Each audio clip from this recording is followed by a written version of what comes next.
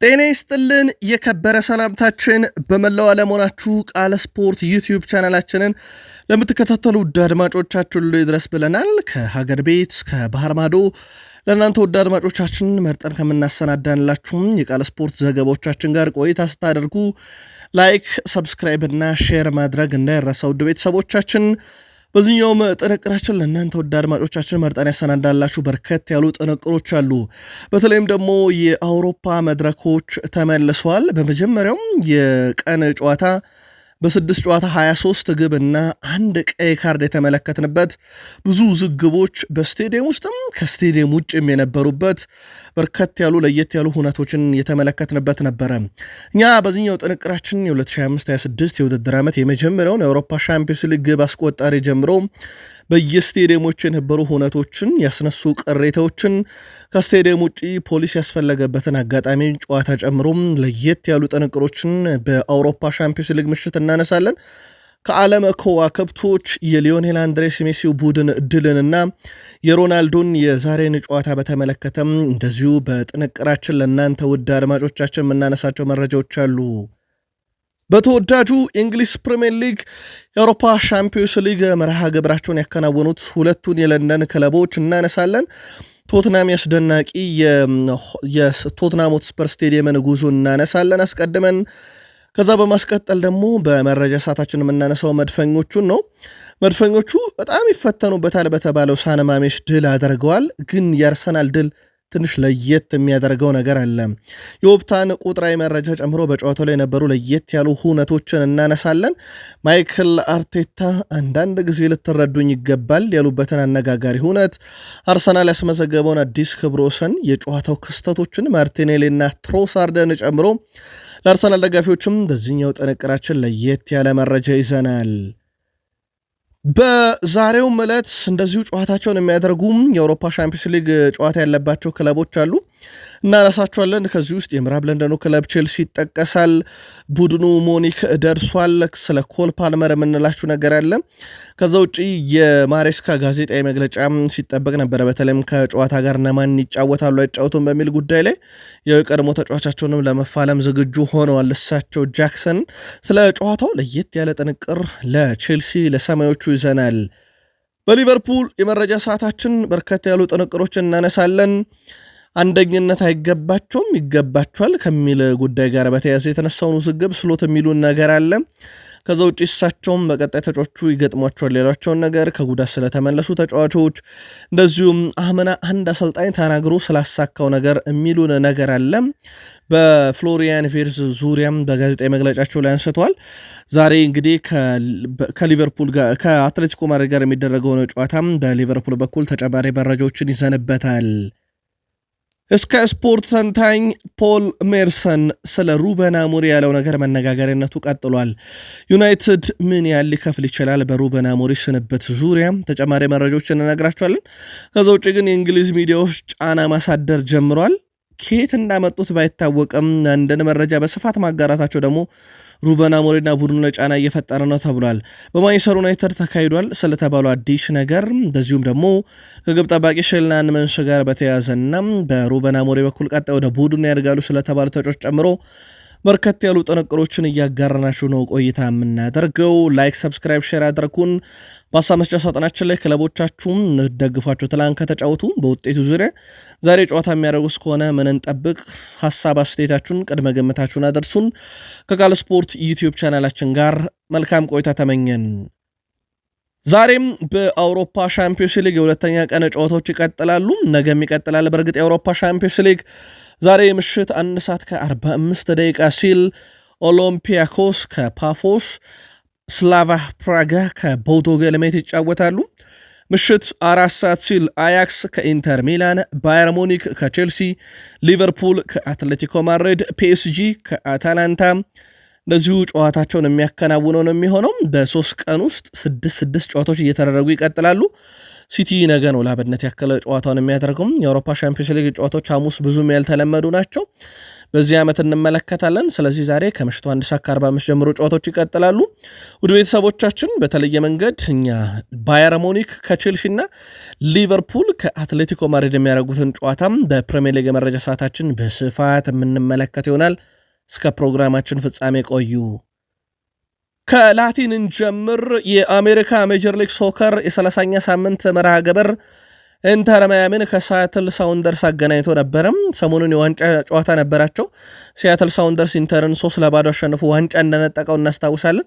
ሱዋሬስ ተናክሶ ጨዋታ የተቀጣበት ማለት ነው። ትላንትና ግን ኢንተር ማያሚ ያንን ሂሳብ በደንብ ያወራረደ ይመስላል። ሲያትል ሳውንደርስን 3-1 በሆነ ውጤት ድል አድርጓል። ፍጹም የጨዋታ ብልጫ ነበረው ኢንተር ማያሚ። በጨዋታው ላይ የመጀመሪያውን ግብ 12ኛው ደቂቃ ላይ ጆርዲ አልባ ሲያስቆጥር አቀባይ ሜሲ ነበረ። ከዛ ወደ 41ኛው ደቂቃ ላይ ስንሸጋገር አስቆጣሪው ሜሲ ሆንና አቀባዩ ጆርዲ አልባ ይሆናል ማለት ነው። የባርሴሎና ኬሚስትሪያቸውን እዚህም ቀጥሏል። ኢያን ፋሬ ከዲፖል ያገኛትን ኳስ 52ኛው ደቂቃ ላይ አስቆጠረ። ብቸኛዋን የሲያትል ሳውንደርስ ማስተዛዘኛ ግብ ኦብሬ ቫርጋስ 69ኛው ደቂቃ ላይ አስቆጥሮ ግን ቡድኑን ከሽንፈት መታደግ አልቻለም። የኢንተር ማያሚ የፊት መስመር ተጫዋች ሊዮኔል አንድሬስ ሜሲም ድንቅ ምሽት ያሳለፈበት ነበር። ሜሲ እንደ አጠቃላይ በኢንተር ማያሚ ቤት እያሳየ ያለው እንቅስቃሴ አስደናቂ ነው፣ ምንም ጥርጥር የለውም። በአጠቃላይ ደግሞ ሊዮኔል አንድሬስ ሜሲ በእግር ኳስ 880 ግቦች ላይ ደርሷል። በነገራችን ላይ በእድሜ ትንሹ ተጫዋች ነው 880 ግብ ላይ ሲደርስ። ከዛ ውጪ ፈጣኑ ተጫዋች መሆን ችሏል። ሊዮኔል አንድሬስ ሜሲ 390 አሲስቶች አሉት። ወደ 1270 በላይ የግብ አስተዋጽኦም እንደዚሁ ማበርከት የቻለበት ነበረ። እንዳልኳችሁ ነው ጆርዲ አልባ ግብ ከሜሲ የተገኘ፣ የሜሲ ግብ ከጆርዲ አልባ የተገኘ በባርሴሎና ሳሉ ሲያደረጉት የነበረ አይነትን ጥምረት ነው የተመለከትንባቸው። እንደ አጠቃላይ ደግሞ ኢንተር ማያሚ ነጥቡን ወደ 49 ከፍ አድርጓል። ቀሪ 3 ጨዋታዎች አሉት። የሚያሸንፍ ከሆነ እነኚህን 3 ጨዋታዎች እንግዲህ ነጥቡን ወደ 58 ማድረስ ይችላልና መሪነቱን መረከብ ይችላል ከፊላዴልፊያ ዩኒየን። ኢንተር ማያሚ ጨዋታውን ትላንትና በድል አጠናቋል። ዛሬ በኤዥያ ደግሞ የኤዥያ ሻምፒዮንስ ሊግ ክርስቲያኖ ሮናልዶ ቡድን ጨዋታውን የሚያደርግ ይሆናል። ክርስቲያኖ ሮናልዶ ግን በጨዋታው ላይ እንደማይገኝ ተረጋግጧል።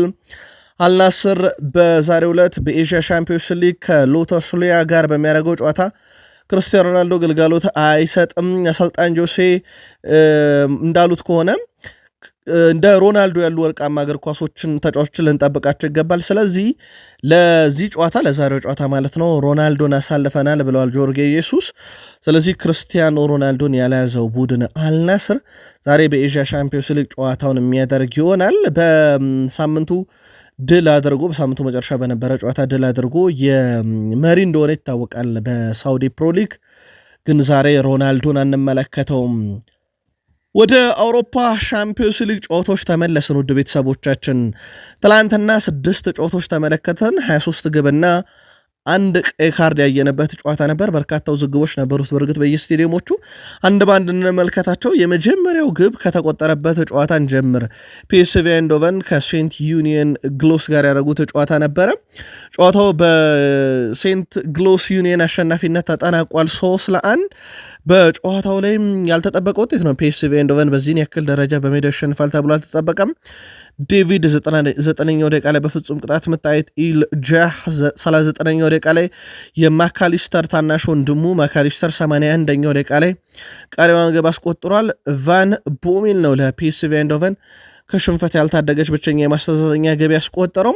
የዩኒየን ሴንት ጎልን ያስቆጠረው ተጫዋች ዴቪድ በ2025/26 የውድድር ዓመት የአውሮፓ ሻምፒዮንስ ሊግ የመጀመሪያው ግብ አስቆጣሪ ሆነዋል።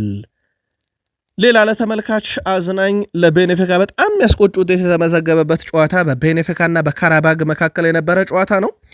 ጨዋታው የቤኔፊካ የበላይነት ነበር የጀመረው። ገና በ6ኛው ደቂቃ ላይ ግብ ማስቆጠር ጀመሩ። ፓራንቺያ 6ኛው ደቂቃ ላይም ግብ አስቆጠረ። ፓቫልዲስ 16ኛው ደቂቃ ላይ ሌላ ግብ አክሎ ቤኔፊካ ጨዋታውን ይመሩት ነበረ። በኋላም ላይ ግን ካራባግ ከ30ኛው ደቂቃ እስከ 86ኛው ደቂቃ 3 ግብ አስቆጥረው ውጤቱን ቀለበሰውታል።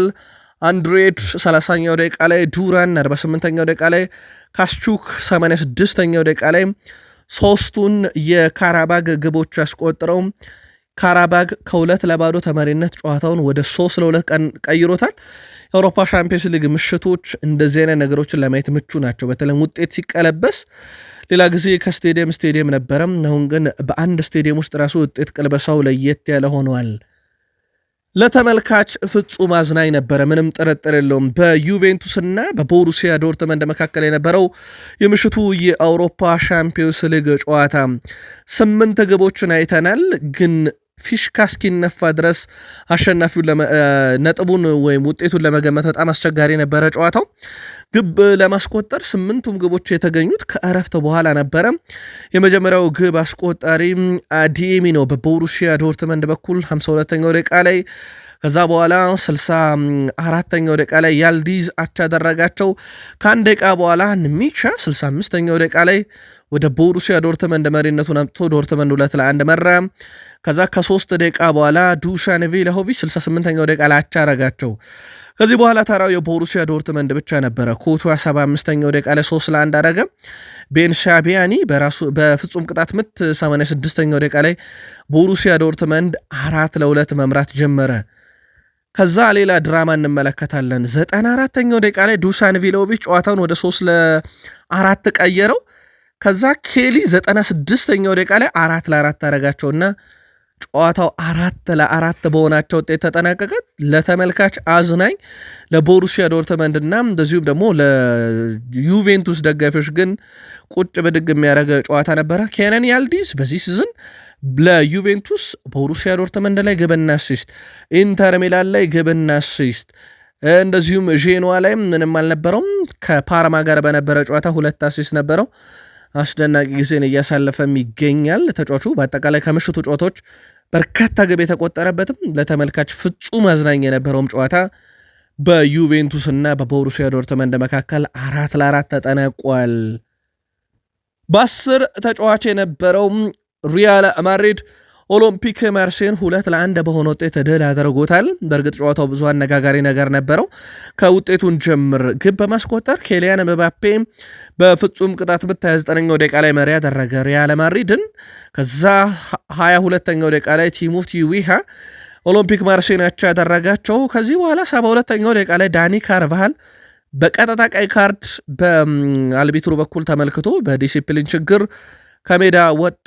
ከዛ እሱ ከወጣም ከ9 ደቂቃ በኋላ ኬሊያን ምባፔ በጣም አጨቃጫቂ ፍጹም ቅጣት የምታገኝተው 81ኛው ደቂቃ ላይ አስቆጥሮ ሪያል ማድሪድ ኦሎምፒክ ማርሴይን 2-1 በሆነ ውጤት ድል አድርጓል። ምናልባት ይህን ጨዋታ የተመለከታችሁ የፍጹም ቅጣት ምቱ ተገቢነት ላይ የእናንተን መልከታ አጋሩን። ጨዋታውን የተመለከታችሁ ካላችሁ ግን በጨዋታው ላይ የተባሉ ነገሮችን ከዚህ ጋር በተያያዘ እንመልከት። በተንታኝነት እያገለገለ የሚገኘው የቀድሞ ፈረንሳይ ተጫዋች በተለይም በአርሰናል እናውቀዋለን ሳሚር ናስሪ ሪያል ማድሪድ ያገኘው 2ኛ ፍጹም ቅጣት ምት ዝርፊያ ነው ለማርሴይ ብሎታል። የተፈጠረው የዕለቱ ዝርፊያ ነበረ፣ ግልጽ የዳኝነት ቅሌት ነው ሲል ሳሚር ናስሪ አጣጥሎታል። አክሎም ዳኛው ለምን እና እንዴት ፍጹም ቅጣት ምት እንደሰጠ መረዳት እፈልጋለሁ፣ ምንም የሚያሰጥ ነገር አልተመለከትኩበትም ብሏል። እኔ ክስተቱን ግልጽ የሆነ ቅሌት አድርጌ ወስደዋለሁ። በእግር ኳስ ውስጥ እንደዚህ አይነት ነገሮች በጊዜ መስተካከል አለባቸውም፣ ያለበለዚያ እግር ኳስን ያደበዝዛሉ ሲል ሳሚር ናስሪ የግል መልከታውን አጋርቷል። ትላንትና በተንታኝነት ሲሰራ ነበረ። የመጀመሪያውን ፍጹም ቅጣት ሳይሆን 2ኛዋን በተመለከተ ነው። በተለይም 81ኛው ደቂቃ ላይ ኬሊያን ምባፔ አስቆጥሮ አሸናፊ ያደረገችውን ማለት ነው። ስለዚህ ሳሚር ናስሪ የቀድሞ ፈረንሳይ ተጫዋች የሀገሩ ክለብ ኦሎምፒክ ማርሴይ ላይ የተሰጠውን ፍጹም ቅጣት ምት ተገቢ አይደለም ብሎታል። ፍጹም ቅጣት ምት ያሰጣል ያለው ደግሞ የጨዋታው ኮከብ ኬሊያን ምባፔ ነው። የሎስ ብላንኮች የማሸነፊያ 2 ግቦችን ያስቆጠረው ኬሊያን ምባፔ ቡድናቸው በቤርናቦ ላይ አይበገሬ መሆኑን ተናግሯል።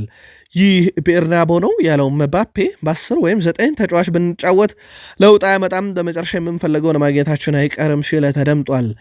ስለ 2ኛው ፍጹም ቅጣት ምት የተጠየቀው ምባፔ ለእኔ ያሰጣል፣ ነገር ግን አያሰጥም የሚሉ ሰዎችን ረዳችኋለሁ ሲል ተደምጧል። አክሎም በእጅ የሚነኩ ኳሶች ሁልጊዜም አከራካሪ ናቸው፣ አንዳንድ ጊዜ ያሰጣሉ፣ አንዳንድ ጊዜ ደግሞ አያሰጡም ብሏል። አሁንም ገና ምርጡን አቋሜን ማምጣት እችላለሁኝ፣ በዚህ ዓመት የቻልኩትን ያህል ጎል ማግባት እፈልጋለሁ ያለው ኬሊያን ምባፔም በጨዋታውም ላይ ኮከብ ተብሎ ተመርጧል። ከመባፔ የምሽቱ ጨዋታ ጋር በተያዘ ከተቆጠሩ ግቦችና ከጨዋታ ኮከብነቱ ጋር አያይዘን የኦፕታን ቁጥራዊ መረጃ ይዘናል። ከአሰልጣኞች ጋር በተያዘ የተነሱ ሀሳቦችን እንመልከትና ወደ መባፔ ዕለቱ የምሽት እንቅስቃሴዎች እንመለሳለን። ፍጹም ቅጣት ምቱ ለኛ ቢሆን ትክክል አይደለም እል ነበር ብሏል ሮቤርቶ ዲዘርቢ። የማርሴይ ዋና አሰልጣኝ ሮቤርቶ ዲዘርቢ የሪያል ማድሪድ ሁለተኛ ፍጹም ቅጣት ምት ትልቅ ስህተት ብሎታል። ከጨዋታው በኋላ ሀሳባቸውን የሰጡት ሮቤርቶ ዲዘርቢ የፍጹም ቅጣት ምቱ ልክ አይደለም ሲሉ ሀሳባቸውን ገልጸዋል። ዳኛው ሁለተኛውን የሪያል ማድሪድ ፍጹም ቅጣት ምት የሰጠው ለእኛ ቢሆን እንኳን እኔ ትክክል አይደለም ብዬ ይከራከር ነበር ብለዋል ሮቤርቶ ዲዘርቢ። ስለ ዳኒ ካርቫሃል ቀይ ካርድ ያነሱት አሰልጣኝ ሮቤርቶ ዲዘርቢ ለእኔ የካርቫሃል ቀይ ካርድ አይገባውም ነበርም ብለው አጣጥለውታል። በተቃራኒ ቡድን የተሰጠ ቢሆንም ፍጹም ቅጣት ምቱን በተመለከተ አስተያየታቸውን የሰጡት የቀድሞ የስፔን ላሊጋ ዳኛ ማቲው ላሆስ የተሳሳተ ውሳኔ መሆናቸውን እሳቸው ማምነዋል። ስፔናዊው ዳኛ እንግዲህ ይህ የተመልካቾችና የቀድሞ ስፔናዊ ዳኛ የግል መልከታ ነው። እናንተ ውድ አድማጮቻችን ከተመለከታችሁት ስፔናዊ ዳኛ ማቲዮ ላውስ አያሰጥም፣ ሮቤርቶ ዲዘርቢም አይገባም፣ ሳሚር ናስሪ የእግር ኳስ ቅሌት ያለውን መባፔ ግን ተገቢ ነው ያለው ፍጹም ቅጣት ምት በተመለከተ የግል መልከታችሁን አድርሱን። የአርኖልድ ጉዳት እንዳሰብነው መጥፎ አይደለም ብለዋል ዣቪ አሎንሶ። የሪያል ማድሪድ ዋና አሰልጣኝ ዣቪ አሎንሶ አሌክሳንደር አርኖልድ ያጋጠመው ጉዳት እንደታሰበው የከፋ ለመሆኑን ገልጸዋል። ጉዳቱ ያስበን እንደነበረው መጥፎ አይደለም፣ ነገር ግን መጠበቅ አለብን እሱን ሲሉ ተደምጠዋል። አሌክሳንደር አርኖልድ በእግሩ ጡንቻ ላይ ጉዳት እንዳጋጠመው ሲገለጽ በቀጣይ ቀናት የሕክምና ምርመራ ያደርጋል። አሰልጣኛ የይዞም ጁድ ቤሊንጋም እና ካማቪንጋም ለቀዳሚ ስፓኞል ጨዋታ 100% ዝግጁ ናቸው ብለዋል። ከአርኖልድ ጋር በተያያዘም ገና በአምስተኛው ደቂቃ አካባቢውን ተቀይሮ የወጣው ቀይሮት የገባውም ብዙም አልሰነበተም፣ በቀይ ካርድ ከሜዳ ወጥቷል።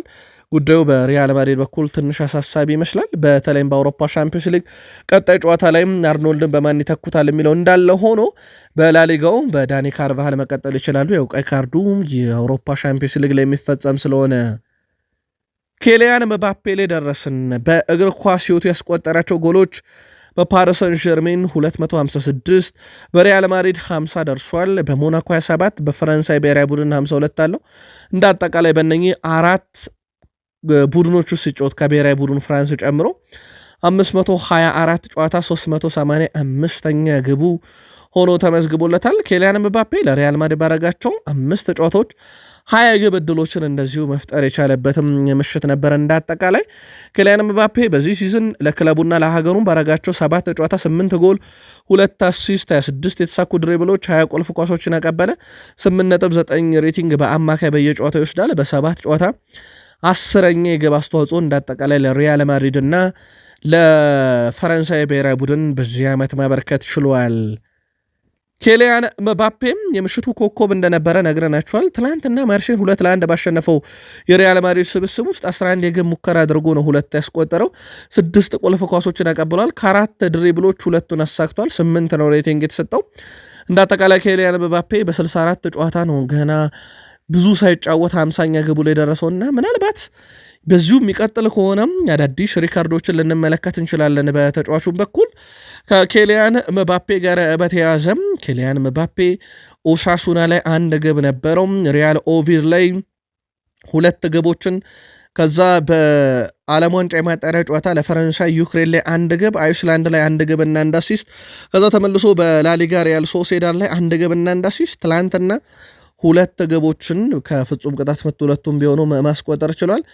የኬሊያን ምባፔ ምሽት ነበረ ማለት ይቻላል። የተጫዋቹ ግን አቋም በቀጣይነት ለባሎንዶር የሚያሳጭ አይደለም ወይ? በዚህ ዓመት ሳይሆን በቀጣይ ዓመት ወይም ለባሎንዶር የሚገባው አይነት እንቅስቃሴ አይደለም ወይ? መልከታችሁን አድረሱን። ሪያል ማድሪድ እና ቀይ ካርድ አሁንም ተሳስረው ቀጥለዋል። በጣም አነጋጋሪ ሆኗል። የሪያል ማድሪድ የቀይ ካርድ ጉዳይ በተከታታይ እየተመለከትን ነው። በእርግጥ የዲያን ሆይሰን የባለፈው ሳምንት ትንሽ ውዝግብ የበዛበት ነበረ። ግን ከክለቦች ዓለም ዋንጫ ጀምሮ ብናይ ተከላካዮቻቸው በጣም ለካርድ የተጋለጡ ሆነዋል። በሪያል ማድሪድ በኩል ዲያን ሆይሰን 2 ቀይ ካርዶችን በቅርብ ጊዜያት ውስጥ ተመልክተናል። ትላንት ዳኒ ካርቫሃል። ከዚህ ጋር በተያዘ ቀይ ካርድ ድረስ የሚያደርስ አጋጣሚ አልነበረም። በቀላሉ መፈታት የሚችል ክስተት ነበር። ለማንኛውም እንወያይበታለን ብለዋል አሰልጣኝ ዣቪ አሎንሶ። የዳኒ ካርቫሃልን የቀይ ካርድ ጉዳይ በተመለከተ ያው እሳቸውም ተጫዋቹ በሰራው ስህተት ደስተኛ እንዳልሆኑ እየተነገረ ይገኛል።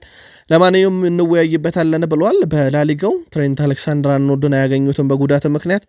ስለዚህ በዳኒ ካርቫሃል በሳምንቱ መጨረሻ የላሊጋ ጨዋታቸውን የሚያደርጉ ይሆናል። እነ ጁድ ቤሊንግሃም ካማቪንጋም እንደሚመለሱ ይታወቃል። ሪያል ማድሪድ የመጀመሪያው ቡድን ሆኗል በአውሮፓ ሻምፒዮንስ ሊግ ታሪክ 200 ጨዋታዎችን ድል ያደረገ ቡድን ማለት ነው። ይህን አክል ድል ያስመዘገበ አንድም ቡድን ፈለገን አናገኝም። ውድ ቤተሰቦቻችን በአውሮፓ ሻምፒዮንስ ሊግ በሪያል ማድሪድ በኩል በእርግጥ ዋንጫውንም በማሳካት ቀዳሚ ቡድን ነው። 15 ጊዜ ማሳካት ችለዋል። ከዛ በተረፈ ሪያል ማድሪድ የመጀመሪያው ቡድን ሆኗል 700 ግቦችን በአውሮፓ ሻምፒዮንስ ሊግ ከ1992-93 በኋላ ያስቆጠረ። የሎስ ብላንኮች አስገራሚ ጉዞ እንደቀጠለ ነው። የዋንጫው ባለቤትም ሆኗል። በእነኚህ ዓመታት ውስጥ ከ1992-93 በኋላ 8 በላይ ዋንጫዎችን ማሳካት ይችላል በአውሮፓ ሻምፒዮንስ ሊግ። ባለፉት 10 ዓመታት ደግሞ 5ቱን እንደወሰዱት ነግረናቸዋል። የሪያል ማድሪድ ቁጥሮች እጅግ በጣም አስደናቂ የሚባሉ ናቸው። በአውሮፓ ሻምፒዮንስ ሊግም ላይ ፍራንኮ ማስታንቱኖ የሪያል ማድሪድ በዕድሜ ትንሹ በአውሮፓ ሻምፒዮንስ ሊግ የተጫወተ ተጫዋች ሆኗል። ኤንድሪክ ነበረ አምና ይሄንን ሪካርድ ይዞ የነበረው በ18 ዓመት ከ73 ቀን። አሁን ፍራንኮ ማስታንቱኖ በ18 ዓመት ከ33 ቀን ሪካርዱን ወስዶ የሪያል ማድሪድ በዕድሜ ትንሹ ተጫዋች ሆኗል። በአውሮፓ ሻምፒዮንስ ሊግ ካየን ደግሞ እንዳጠቃላይ በመድረኩ ፍራንኮ ማስታንቱኖ ሁለተኛው ወጣት ተጫዋች ሆኗል በአውሮፓ ሻምፒዮንስ ሊግ የተጫወተ። በሊዮኔል አንድሬስ ሜሲ ነው አሁንም ሪካርዱ ያለው 17 ዓመት ከ166 ቀን ይህንን መጫወት ችሏል። ይህን ጨዋታ ማድረግ ችሏል። ፍራንኮ ማስታንቱኖ በአርጀንቲና የተጫዋች ሆኖ ማለት ነው ሁለተኛው በዕድሜ ትንሹ አርጀንቲና የተጫዋች፣ የሪያል ማድሪድ በዕድሜ ትንሹ ሁለተኛው ተጫዋች ሆኗል። ትላንትና ምናልባት ከፍራንኮ ማስታንቱኖ ጋር በተያያዘ ያመከናት ኳስ መነጋገሪያ ነበረች። በተለይም ሊያስቆጠር የሚችለውን ኳስ አግኝቶ አምክኖ ትላንትና አነጋጋሪውም ተጫዋች ነበረ። በሳንቲያጎ ቤርናቤው ስቴዲየም ምሽት 4 ሰዓት ጨዋታው ከመጀመሩ በፊት በጨዋታው 4000 የሚጠጉ የማርሴይ ደጋፊዎች በሳንቲያጎ ቤርናቤው ስቴዲየም እንዲታደሙ ትኬት ፍቃድ ተሰጥቷቸው ነበረ። የማርሴይ ደጋፊዎች ወደ ስቴዲየም ለመግባት በሚሞክሩ ወቅት ግን የጸጥታ አካላት ጋር ከፍተኛ ጸብ ውስጥ ገብተው እንደነበረ ተረጋግጧል። በስቴዲየሙ አካባቢ ያለው የጸጥታ ሁኔታ ለማስከበር የማድሪድ ከተማ ፖሊስ ወደ 1800 ስምሪቶችን ሰጥቶ ነበረ። በስቴዲየሙ አካባቢ ከፍተኛ ውጥረት ነግሶ የማርሴይ ተጓዥ ደጋፊዎችም የተሳደቡ፣ ፖሊሶችም አለ ወይም ተገቢ ነው ያሉትን አጸፋዊ እርምጃ እየወሰዱ ነበረ። ጉዳዩ በጣም አነጋጋሪ ነበርም። ከስቴዲየም ውጭ ከተመለከትናቸው ክስተቶች ውስጥ አንደኛው በማርሴይ ደጋፊዎችና በማድሪድ ፖሊሶች መካከል የነበረ ውዝግብ ነው። ጉዳቶች እንደደረሱ መረጃዎች እየወጡ ይገኛሉ። ከዚህ ጋር በተያያዘ ተጨማሪ መረጃዎችን ካገኘን እናደርሳችሁናል። ውድ ቤተሰቦቻችን ቃል ስፖርት ዩቲዩብ ቻናላችን ላይ ትገኛላችሁ። የአውሮፓ ሻምፒዮንስ ሊግ ምሽቶችን እያጋራናችሁ እንገኛለን። በአውሮፓ ዙሪያ ከተወዳጁ የእንግሊዝ ፕሪሚየር ሊግ ታላላቅ ክለቦችና የአውሮፓ ሻምፒዮንስ ሊግ ምሽቶች ዙሪያ ተጨማሪ መረጃዎችን እናንሳም። ከዛ በተጨማሪ በቢግ ሲክስ ክለቦች እንደ ዩናይትድ፣ ሊቨርፑል፣ ቼልሲን የመሳሰሉ ክለቦችን ጨምሮ ተጨማሪ መረጃዎችን ይዘናል። የፕሪሚየር ሊግ መረጃችን ጋር ቆዩን። ላይክ፣ ሰብስክራይብ፣ ሼር ስታደርጉ በሀሳብ መስጫ ሳጥናችን ላይ ሀሳብ አስተያየታችሁንም አጋሩን። ትላንት ጨዋታ ከነበራቸው የፕሪሚየር ሊግ ክለቦች ውስጥ ቶትንሃም ሆትስፐርስ ይጠቀሳል። ቶትንሃም ትላንት በሜዳውና በደጋፊ ፊት ከቪላሪያል ጋር ጨዋታውን አድርጎ 1-0 በሆነ ውጤት አሸንፏል። ጁኒየር የቪላሪያሉ ተጫዋች ገና በአራተኛው ደቂቃ ላይ በራሱ ላይ ያስቆጠራት ግብ ቶትንሃምን ባለድል እንዲሆን አድርጎታል። የአምና የኢሮፕ ሊግ አሸናፊና 17ኛው ወጥተው የኢሮፕ ሊግ የተቀላቀሉት በድሉ ምክንያት ስፐርሶች በሜዳቸው ባላደረጓቸው ባለፉት 21 የአውሮፓ መድረክ ውድድሮች ሽንፈት የሚባል ነገር የለም። የወጡት 4 አቻ ብቻ ነው። 56 ግብ አስቆጥሮ 13 ተቆጥሮባቸው 11 ክሊንሺትም በሜዳቸውና በደጋፊያቸው ፊት አለ። ቶትናም በሜዳው የአውሮፓ መድረክ ላይ ጥሩ የሚባል ፎርም ላይ ይገኛል። የሰሜን ለንደኑ ክለብ አርሰናል ከቢልባኦ ጋር በሳን ማሜስ ያደረገው ጨዋታ ብዙ ድራማ ነበረው። አርሰናል ብዙ ሞክሮ ብዙ ታክሎ ግን ድል ለማግኘት የማይክል አርቴታ ሁለት ቅያሬዎች ያስፈለጉበት ነበረ። አርሰናል ቢልባኦን 2-0 በሆነ ውጤት ድል አድርጓል። ግቦቹን ጋብርኤል ማርቲኔሊ 72ኛው ደቂቃ ላይ ከትሮሳርድ ያገኛትን ኳስ፣ ሌሳንድሮ ትሮሳርድ 87ኛው ደቂቃ ላይ ከማርቲኔሊ ያገኛትን ኳስ አስቆጥሮ ቢልባኦን በሳንማሜስ 2-0 በሆነ ውጤት ድል አድርገዋል። በጨዋታው ተቀይረው የገቡ ሁለቱ ተጫዋቾች ግብ ያስቆጠሩበት ሁኔታ ደግሞ አነጋጋሪ ያደርገዋል። አርሰናል ቀጣይ የሻምፒዮንስ ሊግ ጨዋታቸውን በሜዳቸው ኤምሬትስ ከኦሎምፒያኮስ ጋር የሚያደርጉ ሲሆን አርሰናል የአውሮፓ ሻምፒዮንስ ሊግ የ2025/26 የውድድር ዓመቱን በድል የጀመረበት ነው። ከጨዋታው ጋር በተያያዘ ኦፕታ ጨዋታውን አርሰናል 2-0 ሲያሸንፍ ግብ የማግኘት ነጻሪ አርሰናል 1.1 ነበር ብሏል። 2 ግብ አግኝተዋል። ቢልባኦ 0.41 ነው። ስለዚህ ግብ ለማግኘት በጣም እንደተቸገሩ ማሳያ ነው። በሙከራ ደረጃ ግን ሁለቱም 11 ሙከራዎችን አድርገው ነበረ። ኢላማውን በጠበቀ ከሆነ ግን አርሰናል በጣም የተሻለ ነው። አርሰናል ወደ 6 ኢላማውን የጠበቀ ሙከራ ሲያደርግ ቢልባኦ 2 ብቻ ነው። በኳስ ቁጥጥርም አርሰናል በጣም የተሻለ ነበር። 61.4 በመቶ አርሰናል ኳሱን ተቆጣጥሮታል። ቢልባኦ 38.6 በመቶ ነበረ። አርሰናል በብዙ ነገር የበለጠውን ጨዋታ ለማሸነፍ ግን የማይክል አርቴታ ሁለት ተጫዋቾችን ወደ ሜዳ ቀይሮ ማስገባት የግድ ይል ነበር። ቅያሬውም ሰርቶ አርሰናሎች ጨዋታው 2-0 አሸንፈዋል። ማይክል አርቴታ በሁለተኛው አጋማሽ የበለጠ ጨዋታውን ተቆጣጥረናል፣ ፈጣንና ጥሩ ነበርን፣ በመጨረሻ ጨዋታውን ለማሸነፍ የገቡ ተጫዋቾችም ተጽዕኖ አስፈልጎን ነበር ብለዋል። እሳቸውን እንዳጠቃላይ በቡድናቸው ወቅታዊ እንቅስቃሴም ደስተኛ መሆናቸውን አንስተዋል።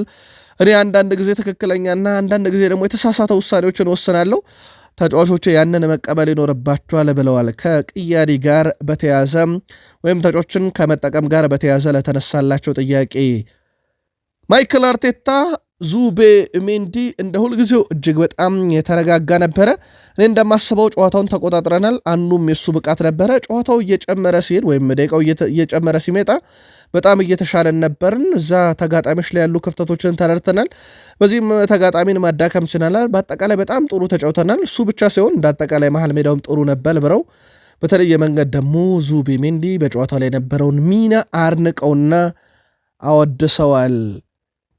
ዩሊያን ቲምበር ከጨዋታውን በኋላም ከባድ ጨዋታ ነበረ፣ ነገር ግን አሳክተነዋል። እናም 3 በጣም ወሳኝ ነጥቦችን አግኝተናል። የምሽቱ ድል ማርቲኔሊ እና ትሮሳርድ ትልቅ ክብር መስጠት ይገባናል ብሏል ዩሊያን ቲምበር።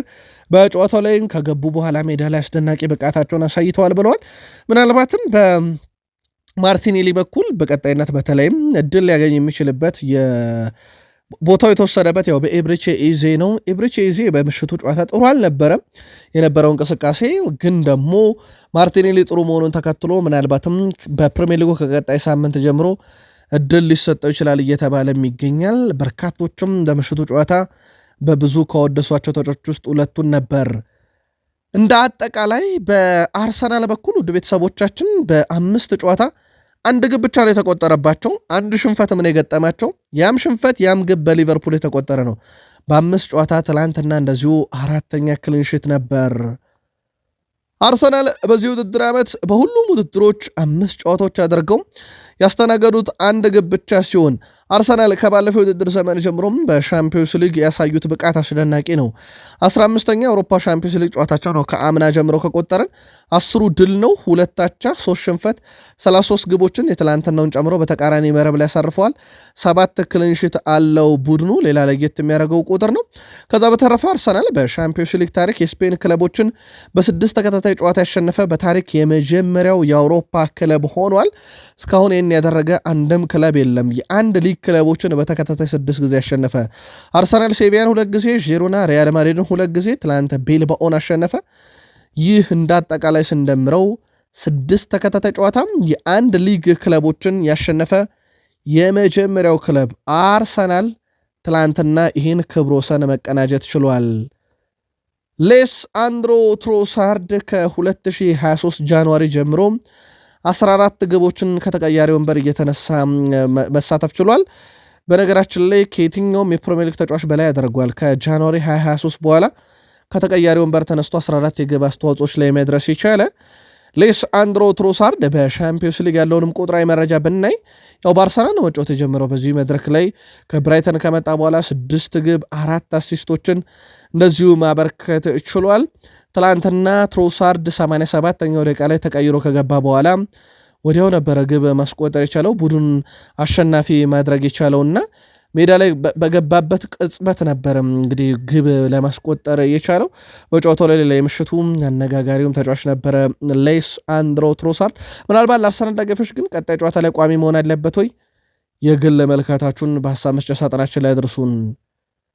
ጋብርኤል ማርቲኔሊ በትላንትናው ጨዋታ ላይ 71ኛው ደቂቃ ላይ ኤብሪቼ ኢዜን ተክቶ ገባ። ከ36 ሰከንድ በኋላ ከመሃል ሜዳ ጀምሮ ኳስ ይዞ ሄዶ አስቆጠረ። መነጋገሪያ ነበረ በምሽቱ ጨዋታ ላይ አንደኛው። ከዛ ውጪ 87ኛው ደቂቃ ላይ ሁለተኛውን ግብ አሲስት አደረገ። ጋብርኤል ማርቲኔሊ የጨዋታውም ኮከብ ተብሎ እንደዚሁ ተመርጧል። 19 ደቂቃዎችን በመደበኛ ደቂቃ ተጫውቷል።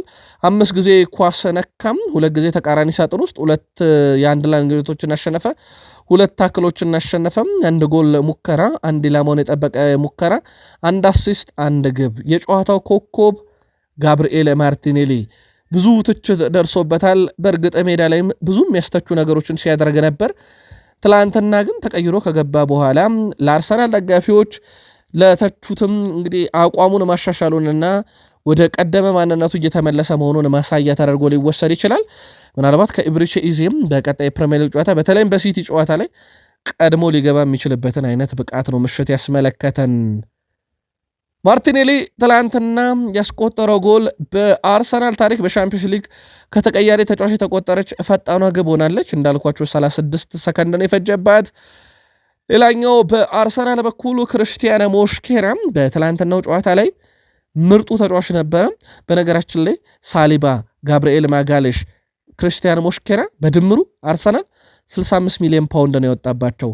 የሞስኬራ ደግሞ ከቫሌንሻ በ13 ሚሊዮን ፓውንድ ብቻ የተገኘ ነው። 94 ኳሶችን ነክቷል። 94 በመቶ ኳስ የመቀበል ስኬት ነበረው፣ አንደኛ ነው።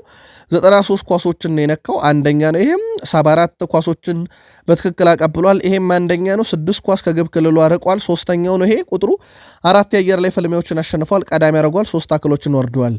ምንም ጥርጥር የለውም አሁን የቡድኑ የመከላከል ቁልፍ ተጫዋች ክርስቲያን ሞስኬራ ነው ማለት ይቻላል። የሳሊባን ጉዳት በአርሰናል ቤት ማስረስቶታል ማለት ይቻላል። እንደ አጠቃላይ ትላንትና ከተደረጉ ጨዋታዎች በኋላ ዩኒየን ሴንት ግሎስ በ3 ነጥብ መምራት ጀምሯል። በግብ ክፍያ ከአርሰናል ጋር ተመሳይ ነው። በእርግጥ አርሰናልን በተመሳይ 3 ነጥብና 2 ግብ ልዩነት አለው። ካራባግ 3 ነጥብ ሰብስቧል። ሪያል ማድሪድም 3 ነጥብ፣ ቶትናም 3 ነጥብ ሰብስቦ ከ1 እስከ 5 ያለውን ደረጃ ይዟል። ዶርትመንድና ዩቬንቱስ 1 ነጥብ አላቸው። እነኚህ በሳምንቱ ድፍን 3 ነጥብና 1 ነጥብ ያገኙ ክለቦች ናቸው። የአውሮፓ ሻምፒዮንስ ሊግ መርሃ ግብሮች ዛሬም ቀጥለው ይካሄዳሉ። ሁለቱ የፕሪሚየር ሊግ ክለቦች ማለትም ሊቨርፑል ከአትሌቲኮ ማድሪድ እንደዚሁም ቼልሲ ከባየር ሙኒክ የሚያደርጓቸውም ጨዋታዎች ከፕሪሚየር ሊግ ክለቦች ዛሬ የሚጠበቁ ናቸው። ሌሎችም በርከት ያሉ ጨዋታዎች አሉ። በፕሪሚየር ሊግ መረጃችን እነኚህ ያን ጨዋታዎች ጨምሮ ተጨማሪ መረጃዎችን ደግሞ እያደረስን ቆይታ እናድርግ። ከቃል ስፖርት ዩቲዩብ ቻናላችን ጋር በድጋሜ መልካም ቆይታ ተመኘን።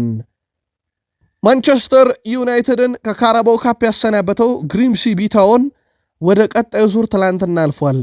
የካራባው ካፕ 3ኛ ዙር ጨዋታውን ከሼፊልድ ዌንስዴ ጋር ያደረገው ግሪምሲ ቢታውን 1-0 አሸንፏል። ይህንም ተከትሎም የአራተኛ ሊጉ ክለብ ግሪምሲ ታውን ወደ ካራባው ካፕ 4ኛ ዙር አልፏል። በሌላ ጨዋታ አስቶን ቪላ በብሬንትፎርድ በመለያ ምት ተሸንፎ ከካራባው ካፕ ተሸንፏል። የአስቶን ቪላ የቁልቁለት ጉዞ ዘንድሮ ከባድ ሆኗል፣ ፈጣንም ሆኗል። በፕሪሚየር ሊጉ ግብ የሚባል ነገር አይተው አያውቁም አይደለም እድል። ትላንትና ደግሞ በመለያ ምት በብሬንትፎርድ ተሸንፈው ከካራባው ካፕ 3ኛ ዙር ተሰናብቷል። አነጋጋሪው ግን የግሪምሲ ቢታውን ነው። ዩናይትድን ካሸነፉ በኋላ ስማቸው በመላው አውሮፓ ናኝቷል። አሁን ደግሞ ወደ 4ኛው ዙር መቀላቀላቸውን አረጋግጠዋል። ሃሪኬን ስለ ዛሬ ተጋጣሚያቸው ቼልሲ የፊት መስመር ተጫዋች ኮል ፓልመር የሚለው ነገር አለ። እሱ ምርጥ ተጫዋች ነው፣ ከእሱ ጋርም በመጫወት ደስተኛ ነኝ ብሏል። በእንግሊዝ የብሔራዊ ቡድን አንድ የ10 ቁጥር ሚና ተጫዋች የሚጠበቅበት ነገር በሙሉ አለው ብሏል።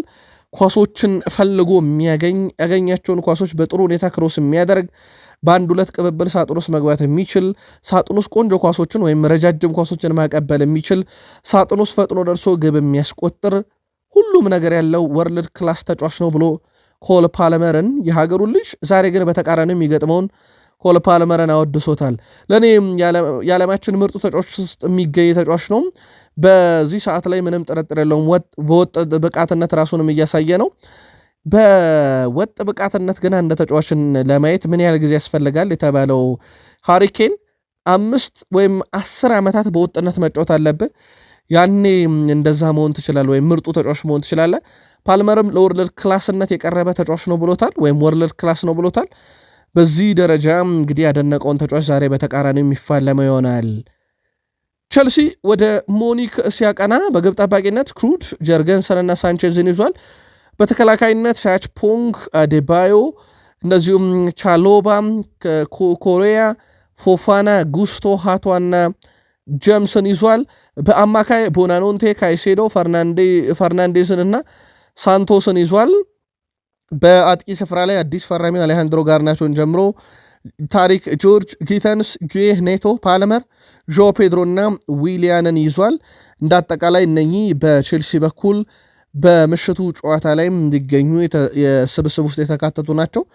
ማን ቋሚ ሆኖ ይጀምራል ከአጥቂ እስከ ግብ ጠባቂ በሚለው ላይ ደግሞ የማሬስካ የመጨረሻ ውሳኔ ይጠበቃል። ምናልባትም እነ ኢስታቪዮ እድል ሊያገኙ የሚችሉበትም ሌላ ጨዋታ ሊሆን ይችላል በአውሮፓ ሻምፒዮንስ ሊግ። እሳቸውም ከግብ ጠባቂ እስከ አጥቂ ማንን ሊጠቀሙ ይችላሉ በሚለው ጉዳይ ላይ የተወሰነ ማብራሪያ ሰጥተዋል። በግብ ጠባቂ ላይ በዛሬው ዕለት ሮበርት ሳንቼዝ ይጀምራል። በእርግጠኝነት እሱን ነው መናገር የምችለው። ነገር ግን ፊሊፔ ጀርገንሰንም በቀጣይ ፕሪሚየር ሊግ ጨዋታ ላይ እድል ያገኛል። የአውሮፓ ሻምፒዮንስ ሊግ፣ ኤፍኤ ካፕ፣ ካራባው ካፕ ብዙ ጨዋታዎች አሉን ፕሪሚየር ሊጉን ጨምሮ። እናም በእነኚህ ጨዋታዎች ላይ ያፈራረቀን እንጠቀማለን ግብ ጠባቂዎቻችንን። ለአሁኑ ግን ማረጋገጥ የምችለው ነገር የሮበርት ሳንቼዝ የዛሬው ጨዋታ ላይ ተሰላፊ ነው። ከዛ ውጭ ግን ሁሉንም ጨዋታ ሮበርት ሳንቼዝ ደግሞ ተሰልፎ ይጫወታል ማለት አይደለም። ከፊሊፔ ጀርገንሰን ጋር እያፈራረቅ እንጠቀማለን ብለዋል። ምናልባት የቼልሲ ደጋፊዎች ለዛሬ ግን ከሮበርት ሳንቼዝ እና ከፊሊፔ ጀርገንሰን ማን ቀዳሚ መሆን ነበረበት ትላላችሁ? ማሬስካ ሮበርት ሳንቼዝ ቀዳሚ መሆን አለበት ብለው ወደ ጨዋታው አስገብተውት ቋሚ እንደሚያደርጉት አረጋግጠዋል። ጨዋታው የሚደረገው ምሽት 4 ሰዓት አሊያንዝ አሬና ላይ ነው። ባየር ሙኒክ ከቼልሲ። እዚህ ሜዳ ላይ እንግዲህ ሁለቱ ክለቦች ቀደም ብለው በአውሮፓ ሻምፒዮንስ ሊግ የፍጻሜ ጨዋታ ተገናኝተውበት እነ ዲዲር ድሮግባ የደመቁበት ነበረ። እንደ አጠቃላይም የነበራቸውን ያለፉ ታሪኮች እንመልከት። ባየር ሙኒክ ባለፉት 5 ጨዋታ 5 ያሸነፈ ሲሆን ቼልሲ ካለፉት 4 ጨዋታ 2 አሸንፎ 2 አቻ የወጣ ቡድን ነው።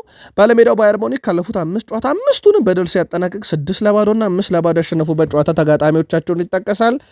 በቼልሲም በኩል በእርግጥ ሽንፈት የሚባል ነገር አላዩም። በመጨረሻ 5 ጨዋታ 3 ድል አላቸው። እንደዚሁ 2 ደግሞ ባቻ ውጤት ጨዋታቸውን አጠናቀዋል። በእርስ በርስ ግንኙነት ባየር ሙኒክ 4 ሲያሸንፍ ቼልሲ 1 ያሸንፏል።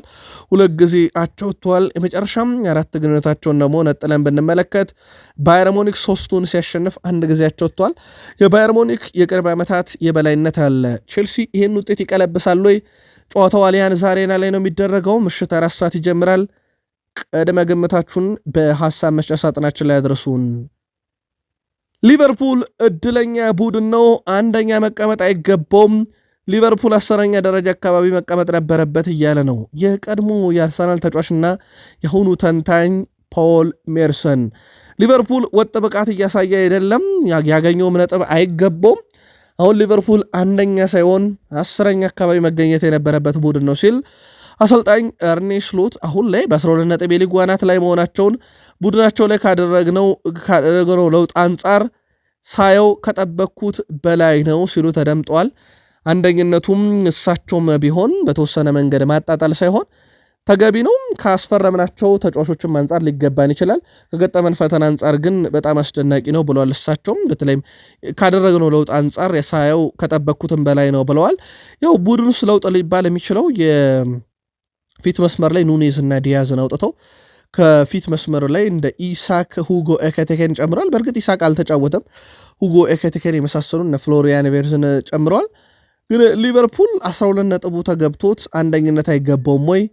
ቅድመ ግምት በሐሳብ መስጫ ሳጥናችን ላይ ሐሳባችሁ ሊቨርፑል ያድርሱን። አርኔ ስሎት ኢሳክ ሊገጥመው የሚችለው ከባዱ ነገር ምንድነው ተብሎ ተጠይቀዋል። ለኢሳክ ትልቁ ነገር በአካለ ብቃቱ ላይ ዝግጁ መሆን ነው። ቢያንስ ባለፈው ውድድር ዘመን ያስመዘገበውን ነገር መድገም የሚችልበት ደረጃ ላይ መድረስ አለበት። ፒኤስጂዎች ባለፈው ውድድር ዓመት በጣም ካስደነቁ ነገሮች መሃል ዋነኛው በጣም ተጭነው የመጫወት ችሎታቸው ነው። እናም ኢሳክ ከዛ የጨዋታ ቅርጽ ልምድ መውሰድ ይኖርበታል።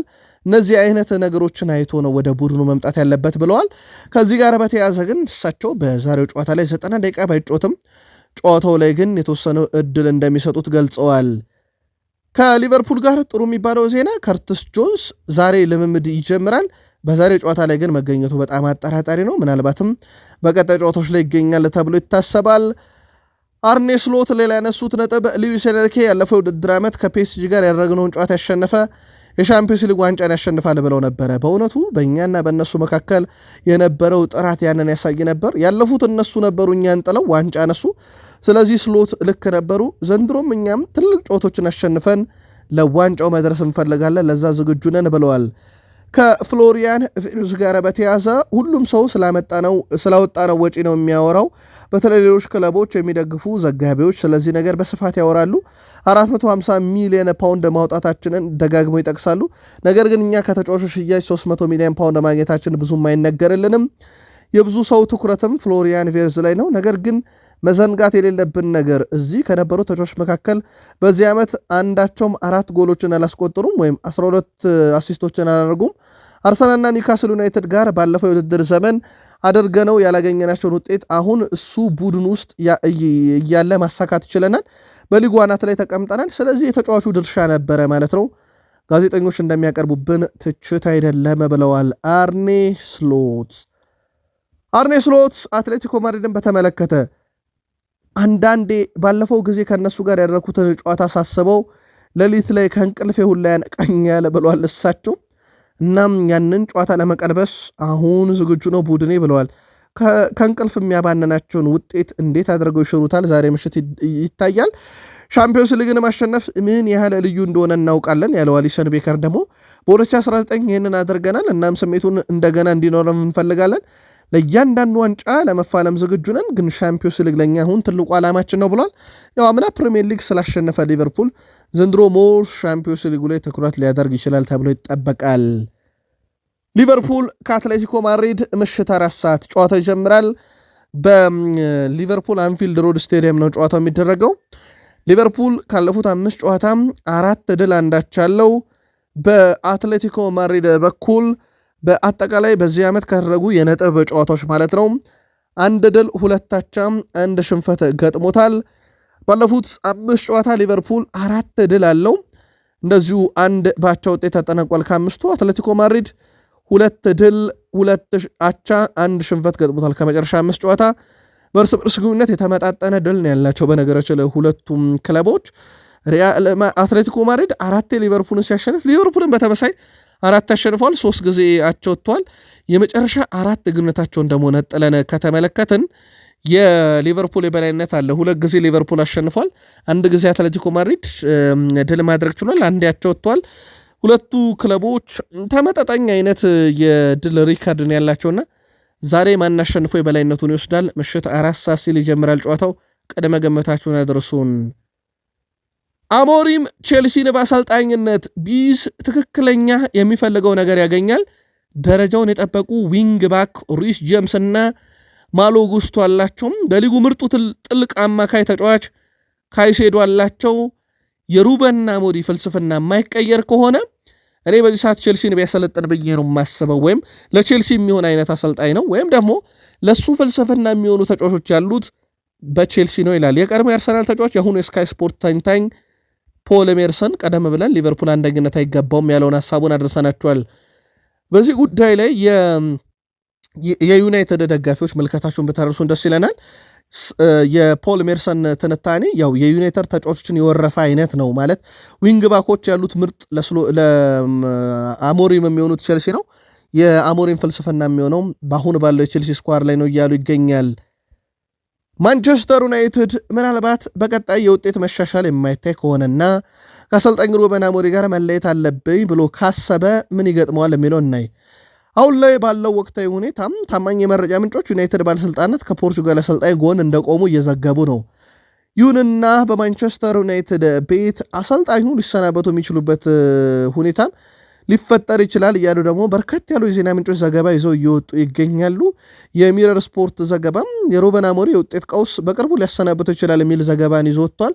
ከዚህ ጋር በተያዘ ታዲያ ሚረር ስፖርት ይዘውት በወጡት መረጃ መሰረት ማንቸስተር ዩናይትድ አሰልጣኙን ካሰናበተ የካሳ ክፍያው 12 ሚሊዮን ፓውንድ አካባቢ ነው። አሁን በዚህ ሰዓት 46 ቀን አካባቢ ይቀረዋል የሩበን አሞሪም አንደኛ ዓመት ዩናይትድ ሊያከብር።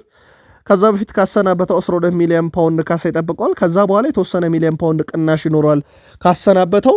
በስምነት ከተለያዩ ደግሞ የቤኔፊካ አዲስ ፕሬዚዳንት ሊሆኑ የታጩት ሰው ሩበን አሞሪም አሰልጣኝ የማድረግ እቅድ እንዳላቸው ይታወቃል። በእንግሊዝ ከሚታወቁ ጋዜጦች መካከል ሚረር በፊት ገጹ ላይ ከሩበን አሞሪም ስንብት ጋር በተያያዘ ምናልባት ከ3 ጨዋታ ላይ ዘል ይችላል የሚል ዘገባን ትላንት ይዞቶ መነጋገሪያ ነበር። በነገራችን ላይ ይህ የሚረር ስፖርት ዘገባ እንጂ ዩናይትድ ኦፊሻሊ በቦርድ በኩል ያሳወቀው አይደለም። ይህ ጋዜጣዊና አጋጣሚ በመጠቀም ትኩረት እየሳበ ነው የሚሉ መረጃዎች በስፋት እየወጡ ይገኛሉ። በተለይም ሩበን አሞሪም ከ3 ጨዋታ በኋላ ሊሰናበት ይችላል ውጤት ካልተሻሻለ የሚል ዘገባን ይዞ ከወጣ በኋላ ማለት ነው። ሩበን አሞሪም እንግዲህ በማንቸስተር ዩናይትድ ቆይታው ዙሪያ ላይ ስንብት የሚገጥመው ከሆነ የ12 ሚሊዮን ፓውንድ ካሳነ ጨምሮ ኦሊቨር ግላስነር፣ ጋሪ ሳውዝጌት፣ ማርኮ ሲልቫ፣ አንዲ ኢራኦላ እና ማውሪሲዮ ፖቼቲኖ ዩናይትድን ሊረከቡ ይችላሉ ይህ ስንብቱን የሚሆን ከሆነ በሚልም ሚረር ስፖርት ዘገባውን ይዞት ወጥቷል። እንዳልኳችሁ እስካሁን በዚህ ሰዓት ግን የዩናይትድ ቦርድ ሩበን አሞሪም ከማሰናበት ይልቅ አሁንም እድል መስጠት ላይ ነው ትኩረት ያደረገው። ሚረር ስፖርት ግን የ3 ጨዋታ ውጤት በተመሳይ መንገድ የሚቀጥል ከሆነ በቡድኑ ላይ ቀጥል ይችላል የሚል ዘገባን ይዞ ወጥቷል። ሩበን አሞሪም እና የአሰልጣኝ ስታፍ አባላት ለተጫዋቾች ነገሮችን ይሻሻል ዘንድ እረፍት ሰጥተው ነበር ተብሏል። ከበርንሌ ጨዋታ በኋላም ለተጫዋቾች በቂ እረፍት የሰጡት ማንቸስተር ዩናይትዶች እነሱ ከተጫዋቾች ሁኔታ በተገኘው ሪፖርት ላይም መሰረት የልምምድ ክፍለ ጊዜያቸውንም አስተካክለው ነበረ። ይህም የተመለከቱት የቡድኑ መሪዎች እነ ብሩኖ ማጓየር፣ ማርቲኔዝ፣ ዳሎት፣ ማዝራዊ የቡድን መሪ እንደሆኑ ይታወቃል። በግሩፕ እነኚህ ተጫዋቾች በመልበሻ ክፍል ውስጥ ይህ ሁሉ ተደርጎልን ባለማሸነፋችን ምክንያት ኃላፊነት መውሰድ አለብን ብለዋል። መሪዎቹም ግሩፑ ተጫዋቾች ለመጥፎ ብቃታቸው ኃላፊነት መውሰድ እንዳለባቸው ተናግረዋል። ሆኖም በመልበሻ ክፍል ውስጥ በሩበን አሞሪም አጮት ላይ ጥርጣሬዎች ኑራቸውም ግን ከአንዳንድ ተጫዋቾች በኩል እየተነሱ ነው ተብሏል። በግልጽ የትኞቹ ተጫዋቾች ይህን ሀሳብ አነሱ የሚለው ግን አልወጣም። መረጃው የክሪስ ዌይለር ነው። ግብ ጠባቂን በተመለከተም የማንቸስተር ዩናይትድ አንጋፋው ግብ ጠባቂ ቶም ሂተን ስለ ሴን ላንመንስ ሀሳቡን አጋርቷል።